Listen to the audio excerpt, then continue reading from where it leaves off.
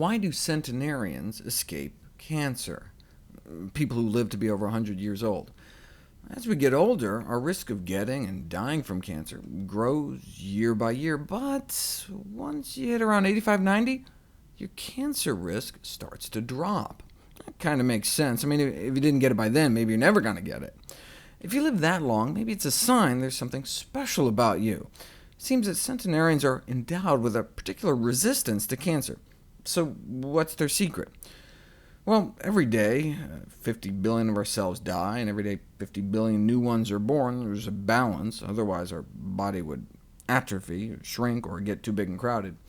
Now, sometimes we need to grow, like when we're a baby, or that growth spurt around puberty. Right? Our cells don't get larger when we grow up, they get more numerous. A child's hand may only be made up about 50 billion cells, and may have to add a half trillion or so growing up.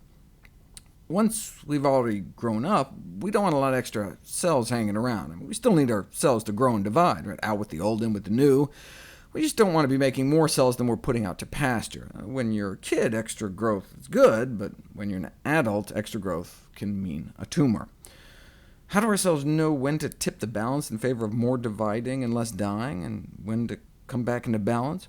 Well, a key signal is IGF-1, a growth hormone called insulin-like growth factor number 1. Levels go up when you're a kid, so you grow, and then come back down. Should your levels stay a bit too high as an adult, though, there's this constant message to our cells. Grow, grow, grow, divide, don't die, keep going, keep growing.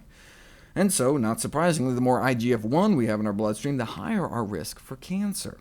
More IGF-1, more prostate cancer. More IGF-1, more breast cancer.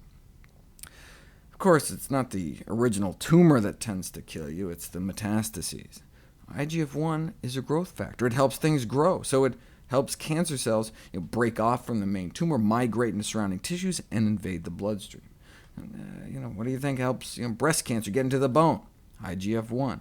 And the liver, IGF-1. Lung, brain, lymph nodes, IGF-1. Helps transform normal cells into cancer cells in the first place, then helps them survive, proliferate, self-renew, grow, migrate, invade, stabilize into new tumors, and even helps hook the blood supply up to the new tumor. IGF-1 is a growth hormone that makes things grow. That's what it does.